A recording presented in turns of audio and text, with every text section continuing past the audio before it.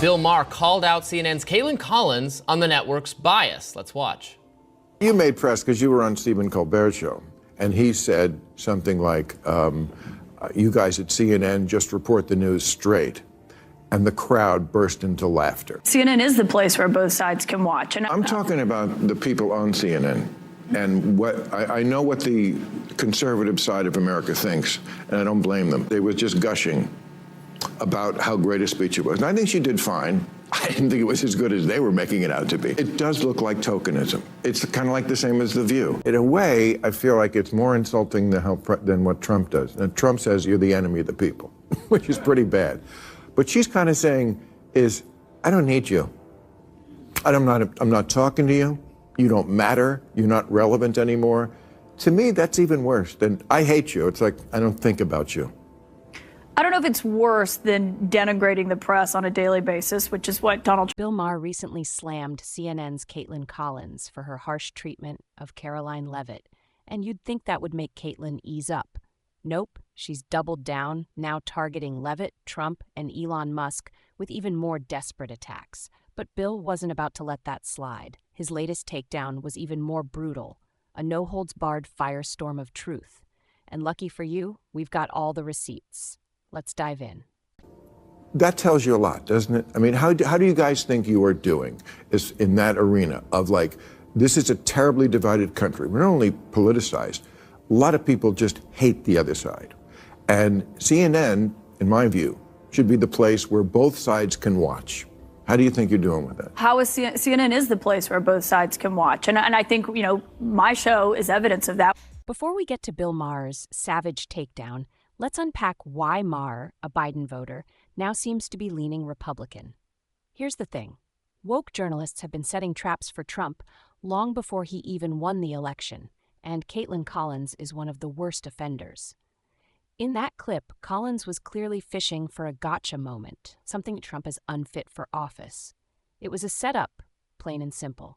Would you continue to give Ukraine money and weapons if you're elected? What's the answer? If I'm president, I will have that war settled in one day, 24 hours. It'll be absolutely over. Do you over. want Ukraine to win this war? I don't think in terms of winning and losing. I think in terms of getting it settled so we stop killing all these people. Can I just follow up on that because that's a really important statement let me just that you just made there. Can you say if you want Ukraine or Russia to win this war? I want everybody to stop dying. They're dying. Russians and Ukrainians. I want them to stop dying. If Trump said he wanted Ukraine to win, they'd accuse him of escalating World War III. If he backed Russia, they'd brand him a traitor. A classic lose-lose for a future American president. But Trump wasn't about to play into it. He dodged Kaitlan Collins' setup like a pro, saying he didn't want any more lives lost, Ukrainian or Russian. Smart move. But here's the kicker. The woke mob hates losing control of the narrative. They weren't about to let this slide, so naturally, they doubled down. And it wasn't just Trump who called out Collins' antics. He wasn't having any of it. You held on to those documents when you knew the federal government was seeking them and then had given you a subpoena to return them. Are you ready? Are you ready? Can I talk? Yeah, what's the answer? Do you mind? I would like for you to answer the question. Okay, it's very simple to answer. That's why I asked it. It's very simple you're a nasty person, I'll tell you. Instead of asking straight questions, Kaitlan Collins was rambling, practically filibustering her own interview. Classic CNN move. This wasn't about getting answers. It was about trapping Trump with convoluted, no-win questions designed to make him stumble, or better yet, deliver a soundbite the media could run with for days. But Trump, like a seasoned boxer, bobbed, weaved, and slipped her grasp. Then he landed a brutal counterpunch. One moment, Kaitlan thought she had him cornered. The next, she was the one scrambling. Brutal. And honestly, this wasn't her first rodeo, but as always, Trump flipped the script right in her face. But Kaitlan wasn't done. This time, she went after Trump's son, Donald Trump Jr., right after an assassination attempt on him.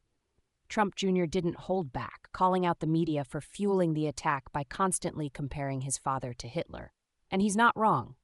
For nearly a decade, the media has painted Trump as America's villain, a dictator bent on destroying the country. They've demonized him, mocked him, and turned him into a monster, and now it's blowing up in their faces.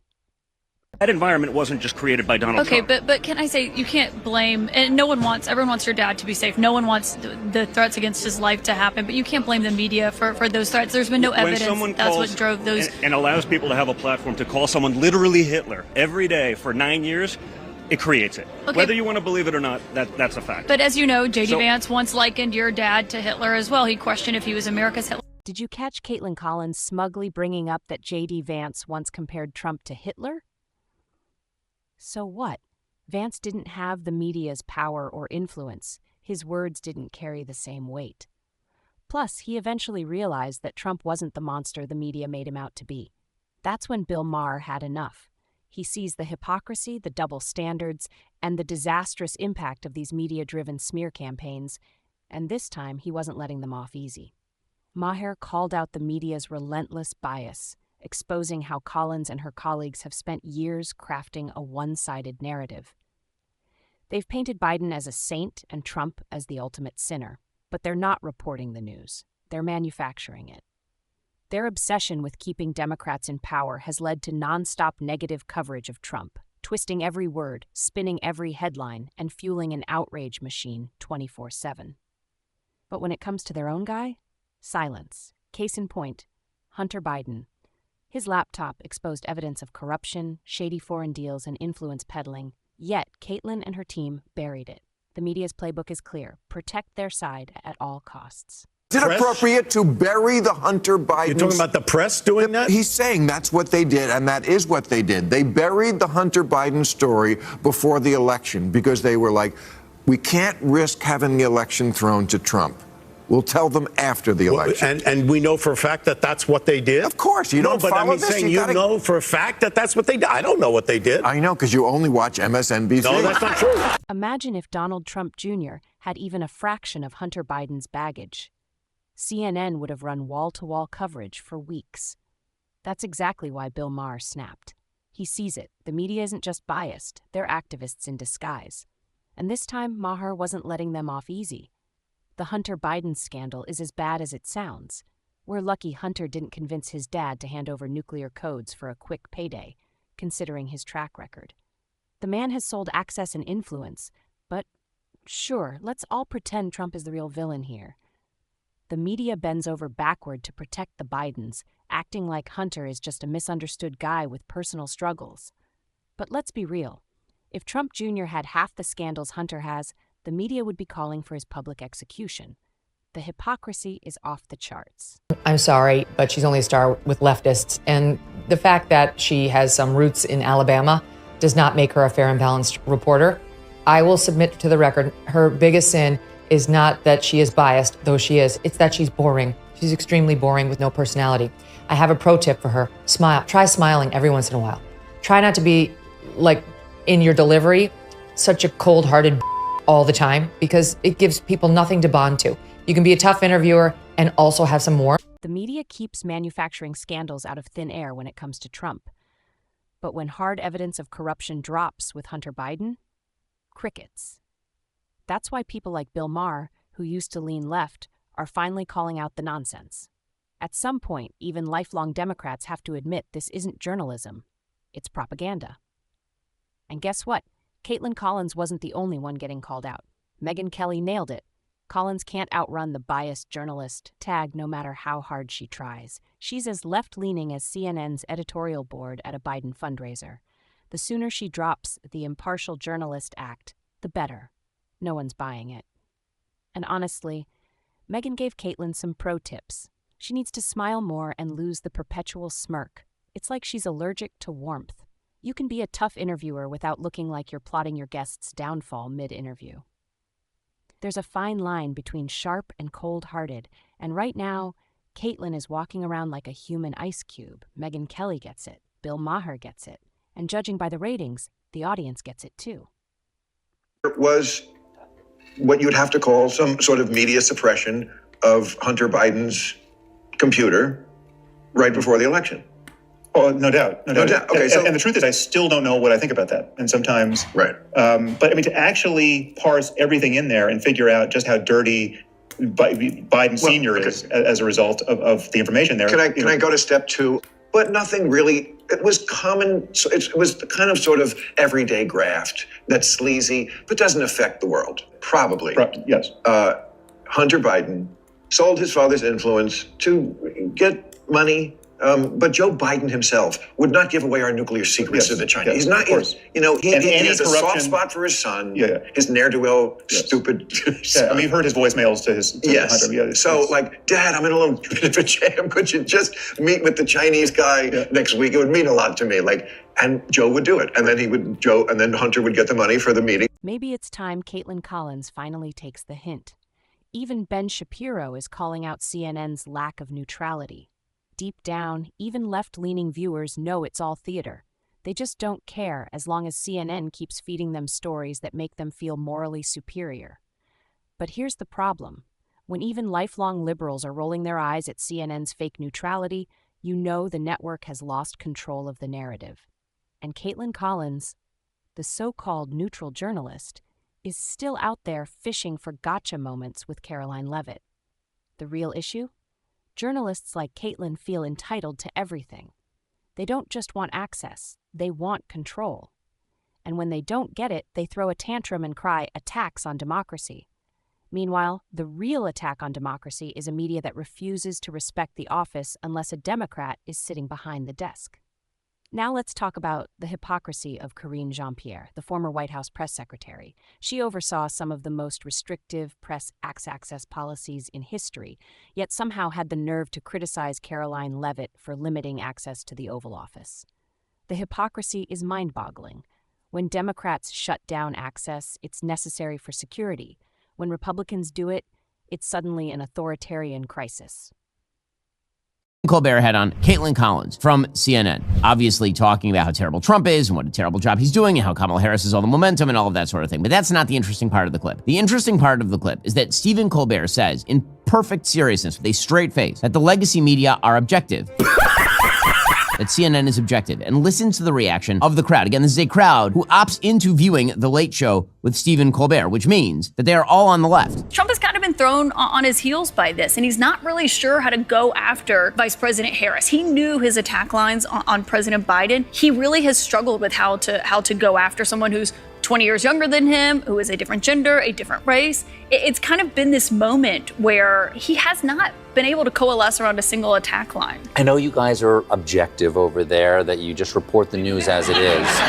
Oh, I know. CNN makes I know that's supposed to be a laugh line? I wasn't supposed to be, but I guess it is. Give me a break. Here's the kicker. The real reason for those restrictions under Biden wasn't about hiding a weak leader. It was about maintaining order. Unlike Jean-Pierre, Karoline Leavitt isn't scrambling to cover up an administration that's falling apart. And that's the real difference. So yes, Karine, sit this one out.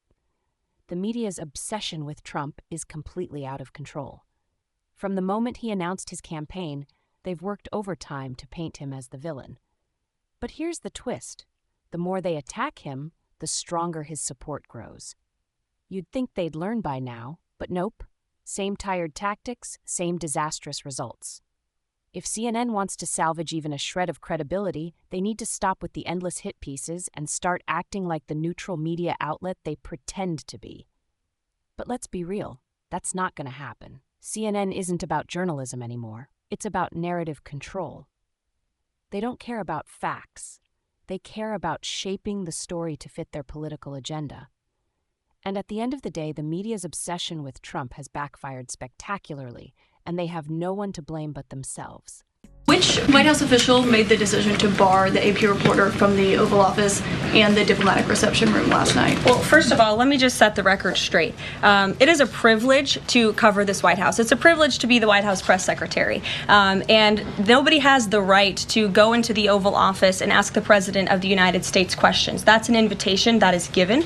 And there are hundreds of outlets on this campus, many of you in this room who don't have the privilege of being part of that pool every single day and getting to ask ask the president questions. We reserve the right to decide who gets to go into the Oval Office, and you all have credentials to be here, including the Associated Press, who is in this briefing room today. But isn't it retaliatory in nature is the argument, because the reason that the AP was barred, which they said was because they're not using the phrase Gulf of America, they're using Gulf of Mexico in line with their standards.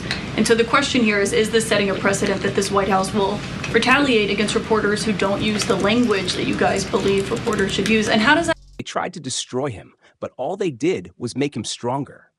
The media has pushed fake narratives, ignored real scandals, and acted like activists instead of journalists. And people see right through it. Bill Maher, Ben Shapiro, Megyn Kelly, they've all called it out. Even lifelong liberals are tired of the bias, the double standards, and the relentless Trump derangement syndrome. Now, Kaitlan Collins is just another cog in the propaganda machine. Trump isn't the problem. The media is. Their lies, their arrogance, and their refusal to report fairly are driving people away. And if they don't change course, well, they'll keep digging themselves into irrelevance. So maybe CNN should take Bill Maher's advice and stop digging. Because America, they're done listening. Thanks for watching. If you enjoyed our commentary, hit that like button, subscribe, and stay tuned for more hard-hitting videos like this one. See you next time.